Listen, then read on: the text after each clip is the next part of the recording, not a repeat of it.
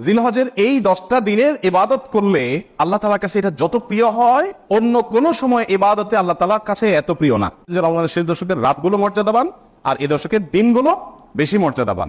আর all over রাত দিন দুইটারই মর্যাদা আছে এই মৌসুমের কারণে।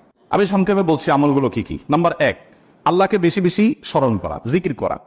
আল্লাহ সুবহানাহু ওয়া তাআলা কোরআনে কারীমে বলেছেন, নির্দিষ্ট দিনগুলোতে তোমরা আল্লাহর জিকির করো, বেশি বেশি স্মরণ করো, আল্লাহর স্মরণটা বেশি বেশি হবে। দ্বিতীয় আমল হলো সাধারণ নেক আমলগুলো বেশি বেশি করবেন। সাধারণ নেক আমল যেমন কোরআন তেলাওয়াত করা, দান সাদাকা করা, নফল রোজা রাখা, তাসবিহ তিলাওয়াত করা, ভালো কথা বলা, সৎ কাজের আদেশ দেওয়া, অসৎ কাজ থেকে বাধা প্রদান করা।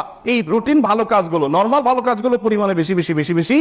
3 নম্বর আমল হলো গুনাহের কাজ এই 10 দিন অন্তত অন্য সময়ের চাইতে একটু হলেও কমাবার চেষ্টা করবে। 4 নম্বর আমল হলো যাদের হজের সামর্থ্য আছে তারা হজ করবেন। 5 নম্বর আমল হলো যাদের কোরবানি করার সামর্থ্য আছে তারা কোরবানি করবেন। 6 নম্বর আমল হলো যারা কোরবানি করার নিয়ত করেছেন, জিলহজের চাঁদ ওঠার আগে আগে চুল, নখ, গোপ, অবাঞ্ছিত লোম ইত্যাদি কেটে ফ্রেশ হয়ে এই 10 দিন আর সেগুলো কাটবেন না।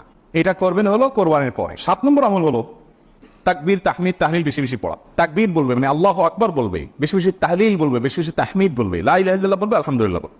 আর 9 নম্বর